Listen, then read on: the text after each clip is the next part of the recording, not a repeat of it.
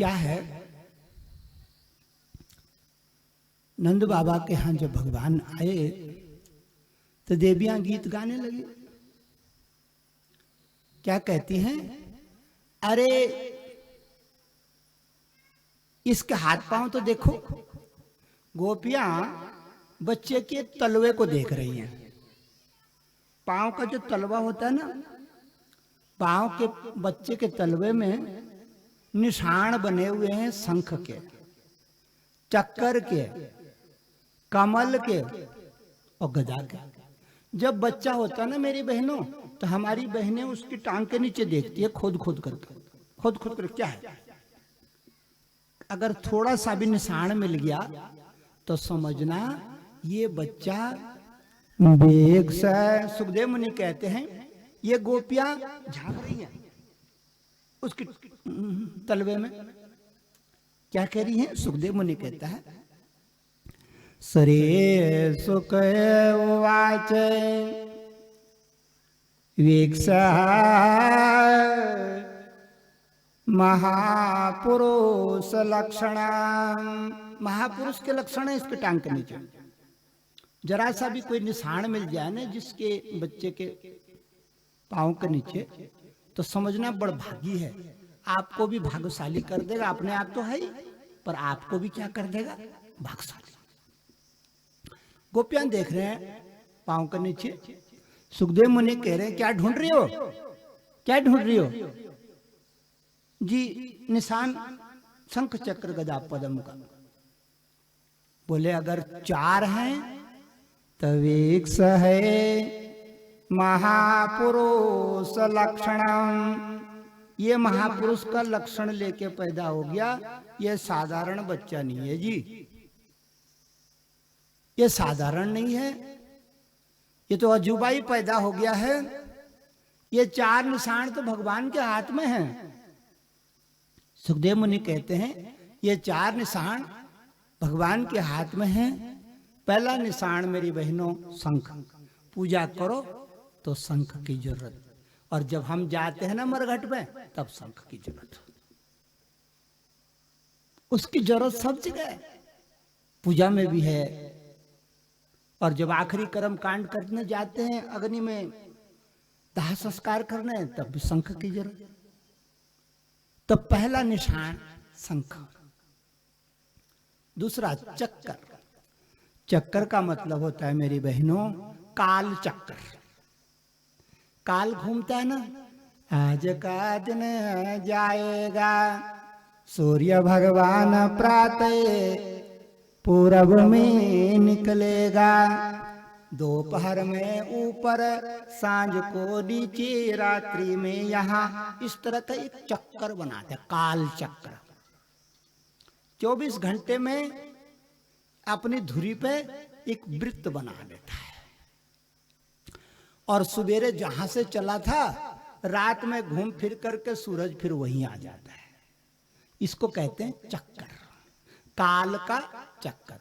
देखो हम सब लोगों को कौन मारता है? हमको मारता है काल, जिसको कहते हैं हमारी बहनें जमराज। भैंसे में आता है जमराज। यमराज का मतलब काल का देवता।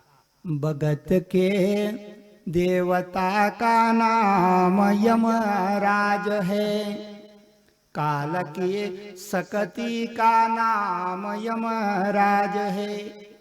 जो हमको जलमाता है और ले जाता है, उस सकती का नाम भगत है। भगत को काल कहते हैं।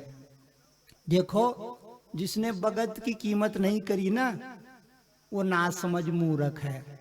आज का दिन हमारे जीवन में मेरी बहनों बड़ा कीमती है, कल का दिन भी कीमती होएगा। जिसने भगत की इज्जत नहीं करी, भगत उसको लील जाता है। इसलिए हम लोगों की जिंदगी में एक एक दिन बड़ा अनमोल है बिटिया। भगवान ने दिया है ये समय, 60, 70, 80, 90 बरस जितना भी रहेगी उम्र तो कोई देख नहीं पाता। बड़े से बड़े विद्वान को भी दूसरे की उम्र देखने में झिझक होती है, अपनी देख लेता है। हमको अगर काल आना होगा हमें पता लग जाएगा संकेतों से, सगुन हो जाते हैं, सगुन कि कुछ गड़बड़ होने वाला है। तो मेरी बहनों, समय के देवता का नाम काल, जिसको दिखाया गया है चक्कर में। सब चक्कर में चक्कर गिन्नी बने हुए हैं। जो बच्ची आज पैदा हुई है कल को कुमारी होगी, फिर शादीशुदा होगी, फिर वृद्धा होगी और फिर चली जाएगी। तो ये क्या है? काल का चक्कर। तो काल की इज्जत करनी चाहिए हम सब लोगों को, समय का ध्यान रखना चाहिए। समय कीमती है, उसका एक एक दिन अनमोल है। एक दिन अगर आपने किसी की सेवा नहीं करी, अच्छे ढंग से बर्ताव नहीं किया, तो आपकी जिंदगी में एक दिन बेकार हो गया। बड़े भागे मानो से तन पावा, बड़े भागे मानो से तन पावा, बड़े भागे मानुष तन पावा, बड़े भागे मानुष तन पावा, सुर दुर्लभ सब ग्रंथ ही गावा, सब ग्रंथ गावा, बड़े भागे मानस तन पावा, बड़े भागे मानुष तन पावा, सुर दुर्लभ सब ग्रंथ ही गावा। सब ग्रंथ गावा, चाहे मानो या न मानो मेरी बहनों, गुरुजी ने लिखा है किताब में कि दुर्लभो दुर्लभो मानसो जन्म, यह मनुष्य का जन्म दुर्लभ है। अरे न जाने हम पिछले जन्म में कुत्ता थे, गाय भैंस थे, पत्थर पेड़ पौधे थे, लेकिन आज नहीं है। आज हमारे पास में चमड़े का बदन है, शरीर है सुंदर। सारी 84 लाख योनियों में सबसे ऊंची योनि है मनुष्य, बाकी सब नीचे हैं। बाकी सब नीचे हैं, कुछ योनियां दिखती हैं, कुछ नहीं समुद्र में कई लाख योनियां हैं जो पानी के नीचे रहती, ऊपर कभी आती नहीं। इतनी योनियां हैं वहां। कई लाख योनियां पानी में रहती हैं, धरती में नहीं रहती, समुद्र में रहती हैं। कुछ धरती में रहती हैं, कुत्ता बिल्ली तमाम धरती में हमारे साथ में, कुछ आसमान में पंखेरु बन करके उड़ती रहती। तो 84 लाख योनियों का भाव बताया गया है भागवत में। बड़ा हमारा ये कीमती मनुष्य का जीवन, इसको मेरी बहनों सत्कार करना है। अपनी इज्जत अपने हाथ करो, अपने शरीर का ख्याल करो, अपने मन का ख्याल करो, अपनी आत्मा का ख्याल करो। क्या आपकी आत्मा को खुश करने के लिए कोई पड़ोसी आएगा? दूसरा आएगा, उसको क्या पड़ी है? खड्डे में पड़ जाओ, उसे क्या पड़ी है? अपना ख्याल स्वयं करते हैं। जो माँ बहन अपना आपा स्वयं नहीं देखती, वो धोखे में रहती है कि मेरे बाल बच्चे मेरे को स्वर्ग ले जाएंगे। कहाँ ले जाएंगे स्वर्ग? पहले स्वयं स्वर्ग जाने का कार्य कर और आ बड़े प्रेम से भागवत कथा में स्वर्ग जाने की सीढ़ी लगा। स्वर्ग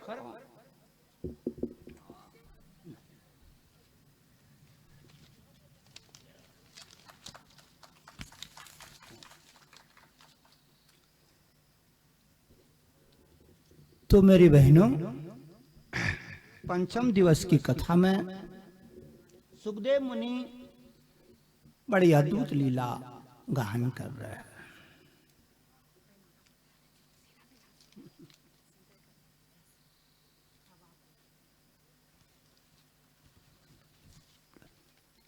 सुखदेव मुनि क्या कह रहे हैं, देखो कथा कौन गा रहा है, सुखदेव मुनि। और जो सामने बैठा है गंगा किनारे भक्तों के बीच में, उसका नाम है परीक्षित। परीक्षित का मतलब होता है यजमान। क्या मतलब होता है परीक्षित का? यजमान। और सुखदेव मुनि किसको कहते हैं? सुख मुनि, सुखदेव मुनि भागवत गाता है। कौन गाता है भागवत? सुखदेव मुनि। सुख मुनि, ध्यान से सुनो। सुखदेव मुनि का मतलब क्या होता है? परीक्षित का तो मतलब आपको पता है, यजमान, राजा। अब सुखदेव मुनि का मतलब सुनो। सुख